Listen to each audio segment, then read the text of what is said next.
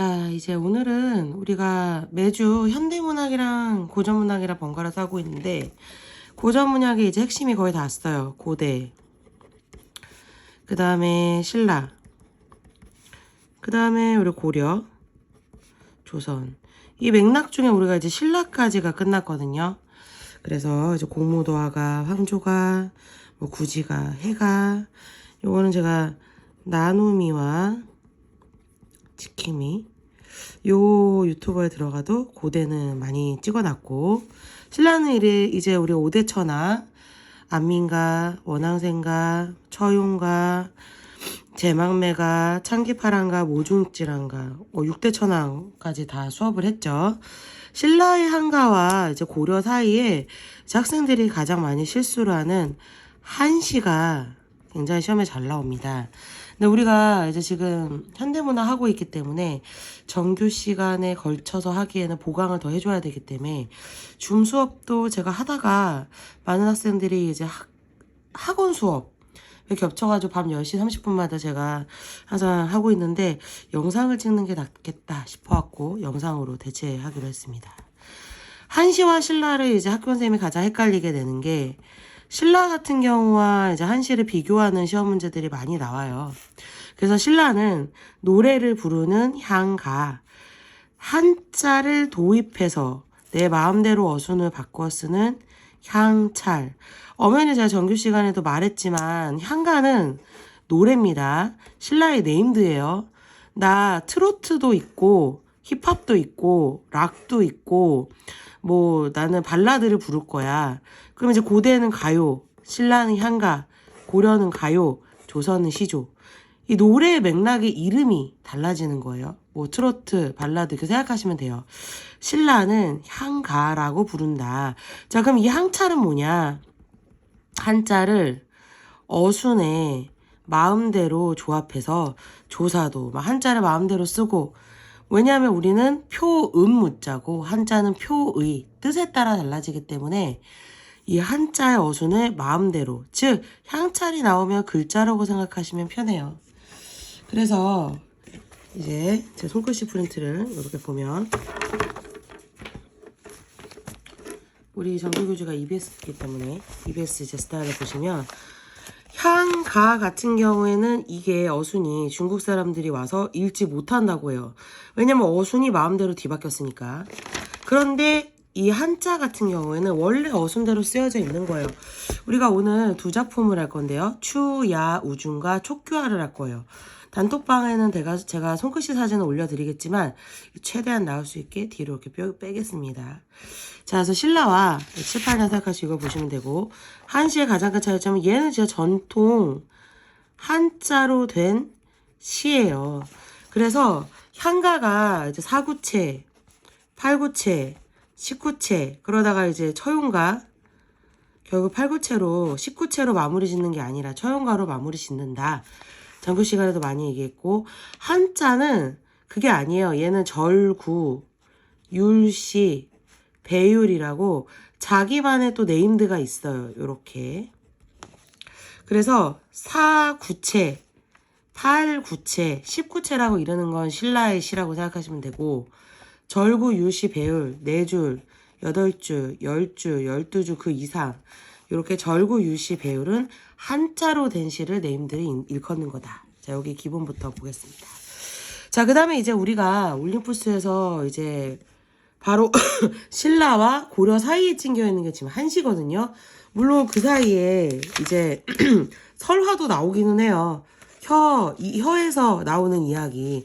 구비문학 이 성격의 주몽신화도 제가 영상으로 찍겠지만, 그 전에 나오는 게 시, 운문이 짧게 이루어진 게 유행하다가 그 다음에 시가 점점 길어져서, 즉 과도기를 지나서 만들어진 게 산문이다. 산문은 소설입니다. 제가 말이 빠르다는 학생들이 많아서 이제 오늘은 최대한 천천히 말을 한번 해보겠어요. 손글씨에 보시면 중국의 한 학생이 채치원은 우리나라 사람이다 라고 말할 정도로, 이 채치원은 중국에서도 정말 유명한 문장가거든요. 그래서 채치원이란 분이 신라의 이제 아버지가, 제가 여기 써놨지만 손글씨를 보내겠지만, 제가야산 독서당이라는 작품을 쓰기 전에 통일신라 말기에 채치원의 아버지가 채치원을 당나라로 유학을 보내요. 그래서 12살 때 당나라 유학을 가는데 중국에는 그때 당시에 무슨 제도가 있었냐면 다른 나라 사람들도 우리나라 공무원으로 쓰겠어 하는 제도가 있었어요. 우리 그걸 빈곤과라고 합니다. 빈곤과에 과거급제를 해가지고 1등을 했다고 해요. 그래서 그때 중국에서 어마무시하게 왕이 엄청 예뻐했겠죠. 그래서 이 황소라는 사람이 중국에서, 이 황소라는 사람을 꼭 기억하세요. 우리나라 사람이 아니고 중국에서 황소라는 소금잔소가 그 나라에서 난 쿠데타를 일으켜요.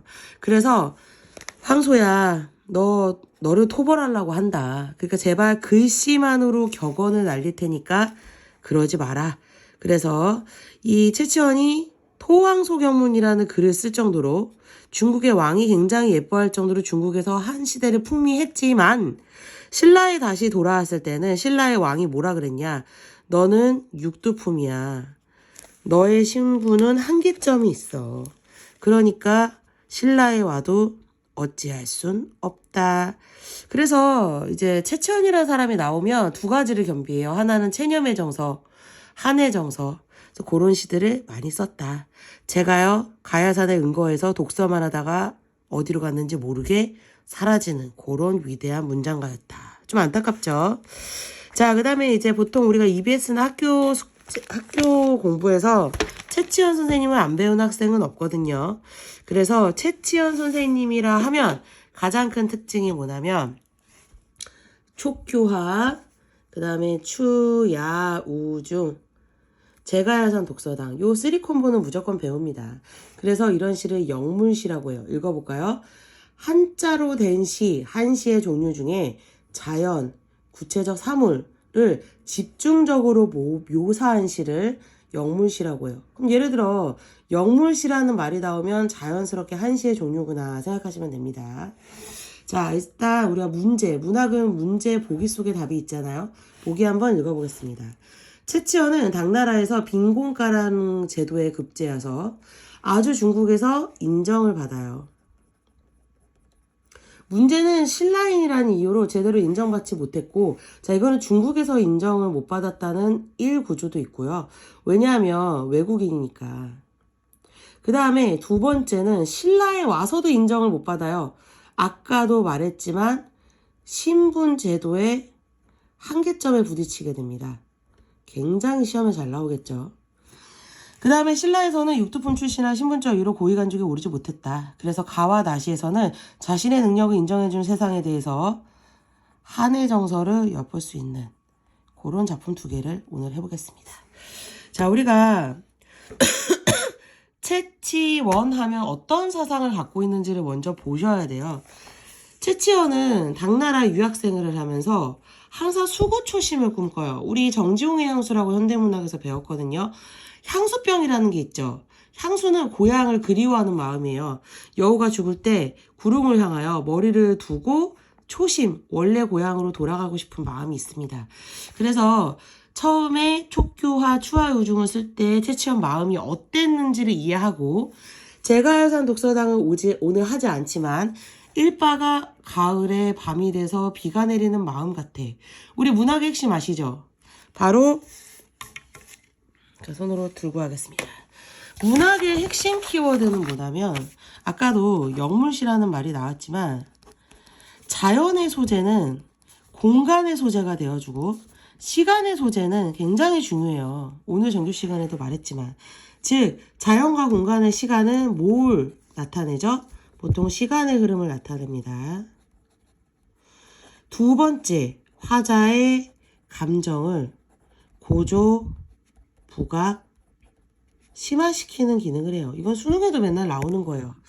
그 다음에 영문시라는 말이 나오면 당연히 한자로 된 시라고 생각하시면 되고요. 자연과 공간과 시간이 나온다는 건 세 번째 아주 중요한 게 자연은 우리가 이기지 못하는 영역이에요. 인간은 부족하다. 그 속에 대조법도 포함하고 있고요. 네 번째, 공간의 이동과 시간의 이동은 화자의 감정이 계속 슬프다고 해서 언제까지 슬프진 않다. 제망매가처럼 기뻐질 수도 있고요. 기뻤다가 슬퍼질 수도 있고요. 외적 갈등을 가지고 있을 때도 있고요. 내적 갈등을 가지고 있을 때가 있어요. 우리가 시를 읽을 때 중학생에서 고등학교로 올라오는 예비고 학생들이 가장 많이 실수하는 게 4번이에요. 고2, 고3에 갈수록 실수를 덜 하지만 고1 때 갑자기 고등학교 문학을 배우면서 가장 실수하시는 게 제가 오늘도 가르쳐드린 나이덕 작가님의 음지의 꽃. 올해 수능에 나온 작품이죠. 음지 속에서 꽃을 피울 때 바람이 나를 흔들지만 나중에 바람이 나를 덮어줄 수 없다는 말이 나옵니다. 처음에 나오는 바람이 좋으면 나중에 나오는 바람도 좋을 거야? 이렇게 생각하시면 안 돼요. 시어의 의미는 앞에서 좋은데 뒤에서 나빠질 수도 있고요. 화자의 감정이 처음에 나빴는데 나중에 좋아질 수도 있다. 이거 전교 시간에도 말씀드렸어요. 실수하시면 안 돼요. 자, 그 다음에 외적 갈등의 종류에는 뭐가 있죠? 나 일제강점기라서 너무 힘들다. 그 다음에 나 6.25 전쟁이라서 너무 힘들다. 그 다음에 독재정치 시대라서 너무 힘들다. 지금 코로나 시국에는 이게 제일 우리 현대문학의 수능에도 가장 많이 나오죠. 물질만능주의가 팽배해서 너무 세상을 비판하고 싶다. 세태시라고 하죠. 다음 반면에 내적 갈등은 화자가 1대1로 느끼는 감정이에요. 채치원은 지금 여기랑 여기를 다 가지고 있거든요. 외적 갈등은 뭐예요? 일제강점기 이전에 신라의 신분제도 때문에 나 너무 힘들다. 우리 현대문학에서 그 춘향아 그네 좀 밀어다오. 그네를 왜 물어? 추천사, 서정주의 추천사라는 시 있습니다. 모르는 학생은 찾아보시고 우리 학생들은 많이 배웠죠. 제가 저번 주에 가르쳐줬죠.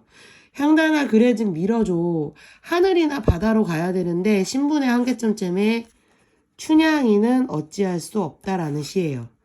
그래서 채치원 할 때 정말 많이 나오고요. 오른쪽에 가보면 외적 갈등은 채치원이나 춘향이가 잘못한 게 없어. 이 세상이 별로야. 이런 게 외적 갈등. 내적 갈등은 뭐예요? 채치원 마음에 그로 인해서 고민이 생길 수 있죠. 나 마음이 너무 힘들다. 내 마음 힘든데 누가 알아줄 사람 없어? 제가 1대1로 누구랑 싸운다든지. 세상이 몰아치는 풍파가 아니라 너 왜 그래? 너 정말 그럴 거야? 요런 느낌을 줄 수 있다. 제가 베이스는 설명 다 해드렸거든요. 베이스를 느끼고 시를 보시면 시가 좀 읽힙니다. 자, 그래서 여기에 또 여러분이 낯선 말이 나옵니다. 오원절구, 오원율시. 아까도 말했지만 한자로 된 시 4줄을 절구, 율시, 배율이라고 해요. 그래서 지금 한자가 지금 어때요? 하나, 둘, 셋, 넷. 여러분 항상 한글 기준으로 보시면 안 돼요. 한자 기준으로 봐주셔야 돼요. 그래서 5개의 한자로 된 4줄 이렇게 해석하시면 된다. 그래서 4 곱하기 5는 20자. 7원 절구면 4, 7에 28 이렇게 계산하시면 됩니다. 5원 율시 이게 똑같죠? 하나, 둘, 셋, 넷, 다, 여, 일곱, 여덟. 율시 이런 거는 그냥 왜 그러냐고가 아니라 사탐이나 국어의 암기기 수학 공식처럼 외우셔야 돼요. 어쩔 수가 없습니다. 자, 그 다음에 서정적이고 예선적 개인의 감정 슬픈 거죠. 체념적 제가 또 써놨죠. 아까도 말했지만 자기가 그렇게 잘못한 거는 없어요. 고국에도 돌아가고 싶어요. 아빠가 돌아오란 말도 안 해서 얼마나 거기서 신라 사람이 당나라 가서 고생했을까. 향수병이 있다는 거죠. 아휴, 어찌할 수 없다. 체념의 정서는 어찌할 수 없음을 수반하는 겁니다. 제가 이렇게 영상을 찍다가 필기본이 많아지는 거거든요. 세상으로부터 인정받지 못해요. 자기는 잘났어. 근데 너무 인정을 안 해. 당나라에서는 신라 사람이라 인정을 안 해. 신라에서는 신분제도 때문에 인정을 안 해. 자신을 알아보지 않는 세상이 너무 슬퍼. 자, 그겁니다. 자, 그 다음에 촉교화 같은 경우에는 접시꽃이라는 뜻이거든요. 접시꽃이라는 걸 들었을 때 우리가 어때요? 장미처럼 막 고귀하고 막 이대하고 예뻐? 그런 느낌이 아니야. 조금 초라해. 좀 유유가 들어가 있는 그런 느낌이야. 좀 나는 약해. 너무 비루하다는 말 들어보셨죠? 그런 느낌으로 쓴 겁니다. 자, 그럼 일단 굉장히 빨리 스피드하게 끝날 거거든요. 추야 우중부터 보겠습니다. 제방매가에서 가을 나오지 않습니까? 가을이라는 거 2가지 개념이 있는데요. 항상 하나로만 해석하지 마시고 마이너스여서 나 죽음, 쓸쓸함, 그리움, 고통 이런 게 있다면 플러스 가을은 추수가 잘 되고 풍요로움을 상징하는 게 있는데 여기 지금 직접전서 뭐라고 때렸죠? 괴롭다고 했어요. 당연히 여기서는 마이너스겠죠. 가을바람이 너무 괴롭다. 수식어구를 잘 보세요. 그래서 노래가 나온대요. 세상 사람들은 나를 몰라준대요. 왜냐? 우리 채치원에 지금 베이스 배우셨죠? 창밖에서는 삼경의 비가 있대요. 삼경은 지금으로 따지면 9시에서 한 11시인데 현대로 해석하면 새벽 한 3, 4시라고 생각하시면 편합니다. 삼경에 비가 내린대요. 여러분 이거 제가 아까도 썼지만 시간의 흐름도 나타내지만 보통은 2번이죠. 화자 감정이 안 그래도 힘든데 진짜 안 그래도 힘든데 비까지 내려 후두두두두 이렇게 해석할 수 있죠. 네. 자 그래서 등불에 이렇게 방에서 옛날에는 전등 같은 게 없으니까 등불 피워놓으니까 말리 밖을 바라보니까 너무 고향이 그립다는 그런 시예요. 자 여기 극강의 현관 표시 사실 말리거든요. 동그라미 냈죠. 자 말리. 우리가 황진이라는 작가가 시를 쓸 때도 말리라는 말을 하고요.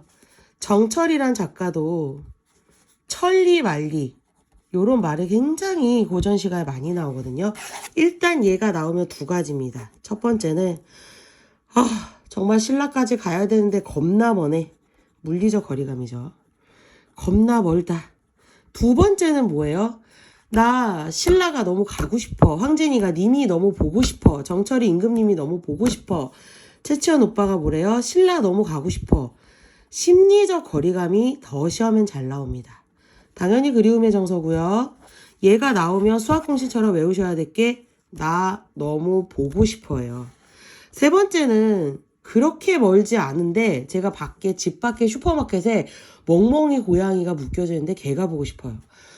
천리 말리만큼 보고 싶다. 굉장히 가까운데도 천리 말리를 쓸 수 있다는 거예요. 정철이 한양에 가고 싶다는데 사실 갈 수 있거든요.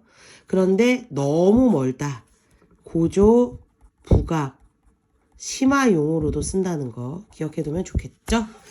자, 그래서 우리는 이걸 유식하게 정감의 깊이라고 할 거예요. 뒤로 거꾸로 읽으면 뭐죠? 감정이 너무 쓰리다. 그래서 보통 천리 말리를 쓰면 나 슬퍼, 나 그리워. 한마는 요런 느낌으로 보통 쓰일 겁니다. 기억하시면 좋고요. 자, 그 다음에 시가 굉장히 짧고 굵게 끝나서 학생들이 굉장히 좋아하는데요. 여기다 제가 대충 써놨죠. 1. 화자의 처지를 자연물에 비유한다. 객관적 상관물이라고도 하죠. 객관적인 자연을 화자와 상관을 짓는다. 두 번째, 성경우정이라는 말 아시죠? 앞서서 경치를 바라보니 가을바람을 바라보고 창밖을 바라봤어요. 자연물을 바라보니 내신기가 뒤에 후의 정서가 왜 이렇게도 슬프냐. 고전 시가에만 나오는 게 아닙니다. 현대시에도 성경후정은 굉장히 많이 사용돼요. 제가 저기 멀리 나가서 산아 내가 산에 있는데 내 마음이 너무 답답해. 너는 의연하고 굳건한데 왜 이리 나는 초라한 것 같으냐. 자연을 바라보고 왜 이리 나는 초라한 것 같으냐. 이런 것도 이그젠플로 성경우정이라고 생각하시면 돼요. 그래서 산을 바라보며 북창을 열어 수능 문제에 나왔죠. 세 번째, 통일신라 시대는 신라 말의 9세기에 채치원이 시를 많이 쓰는데 이 속에는 요것도 들어가 있는 거예요. 자, 5번에다 쓸까? 세상을 규탄하거나 세상을 풍자하거나 세상을 한탄하는 게 이 속에 있죠. 오디오 선생님 하시면 안 돼요. 자신이 잘 나가. 자신이 너무나 똑똑해. 그런데 알아주지 않잖아. 신라의 현실이. 그러니까 당연히 이 속에는 세상을 비탄하는 그런 정신도 들어가 있다. 기억하면 좋겠죠. 자, 그래서 두 번째 시 한번 보겠습니다. 또 제가 설명 안 한 여기에 중요한 게 있는데요. 기승전결. 가을바람 보니까 세상이 몰라주고 그로 인해 비가 내리는데 그래서 난 너무 힘들어. 기승전결 구조가 있다. 요거는 고려가요 가시리에도 나오거든요. 기승전결 4단 구성이라고 합니다. 우리가 신라에 향하는 기서결이라고 하잖아요. 얘가 좀 발달해서 기승전결이 됐다고도 국어시험 때 나온 학교가 있거든요. 외워두면 좋겠죠.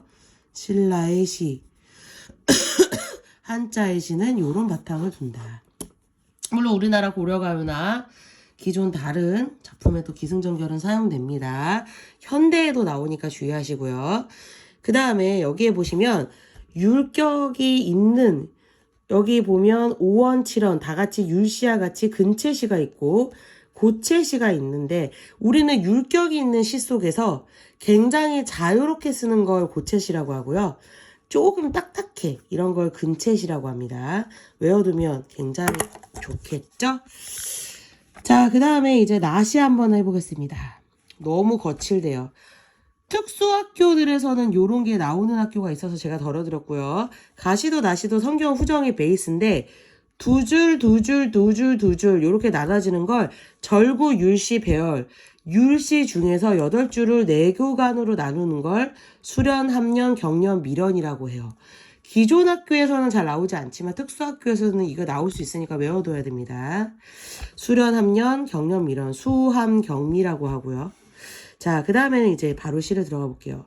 거칠대요. 이거 뭐가 거칠어요? 공간적 배경이 지금 화자가 서 있는 그 당나라, 화자가 살아가는 신라가 너무 거칠다는 뜻. 두 가지가 들어갈 수 있겠죠. 그래서 쓸쓸하대요. 아직 직접 정서죠. 이야. 여기도 직접 정서예요. 이야. 탐스러운 꽃송이가 가지가 눌렸대요. 화자가 꽃을 바라봤어. 꽃을 바라봤는데 이 꽃이 접시 모양이야. 근데 마치 이 꽃이 나의 모습 같대. 이 접시꽃이, 촉규화가. 근데 얘가 가지가 이렇게 제가 가지 눌린 것처럼 그렸는데 그림은 별로입니다. 가지가 눌려있대요. 이거 누구예요? 나의 신세가 학문이 너무 예쁜데 탐스러운데 세상이 나를 알아주지 않아 답답하다는 거예요. 이해되시죠? 자, 매화는 우리나라의 지조절개도 있지만 매화 비가 그쳐 향기 날리고 요거 장맛비의 느낌도 있습니다. 매화비 외워두면 좋겠죠. 장맛비는 여름이죠. 그래서 초여름이 지금 여기 안에 들어가 있는 거예요. 보리바람, 학생들이 많이 틀리는데 보리바람은 가을에 부는 바람이 아니라 초여름 바람이다. 요 두 개는 진짜 외워두면 편합니다. 매화비의 향기가 남기고, 여기서 향기가 시험에 굉장히 많이 나오거든요, 여러분. 꽃향기를 꽃이 채취원이라고 비교해보면 화자가 지금 뿜뿜 뿜어내는 이 향기는 뭐겠어요? 당연히 첫 번째, 감각적 표현, 후각적 심상을 통해 화자의 감정을 표현하고 있어요. 화자의 감정 지금 뭐라고요? 나 향기 나는 남자야. 여기 향기는 지식이겠죠. 나 유식해. 나 당나라에서 빈곤과 합격한 남자야. 요겁니다. 자, 그 다음에 나는 이렇게 잘났는데 보리바람에 자기의 신세가 그림자가 흔들린대요. 아무도 인정을 안 해준다는 거죠. 아까 말했다시피. 자, 그 얘가 시험에 굉장히 잘 나옵니다. 수레 탄 사람. 수레를 탄 사람이 누가 나를 보아주리? 서리법. 보아주지 않네. 반대로 해석하는 거 아시죠? 그러면 여기서 수레 탄 사람은 누구냐고요. 밑에 손글씨에 써놨지만 왕이나 계급이 있는 사람이나 신라에 있는 사람들은 왜 나를 보아주지 않는 거야. 제발 보아주리. 왜 보아주지 않습니까? 서리법은 언제 쓰죠? 강조하려고 되물어보는 거죠. 반대로.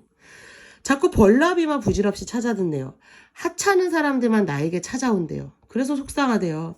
천안 땅에 태어났대요. 신라 땅이죠. 얘도 역시 여러분 이 속에 뭐가 있어요? 세상을 규탄하는 마음이 보이십니까? 답답해요. 나는 천안 땅에 태어나서 스스로 부끄럽대요. 자, 부끄러움은 문학에서 반성적 자세, 자조적 성찰이라고 하죠. 에휴, 이런 생각을 가지는 나 자신도 부끄럽다. 반성하자. 사람들에게 버림받아도 참고 견딘대요.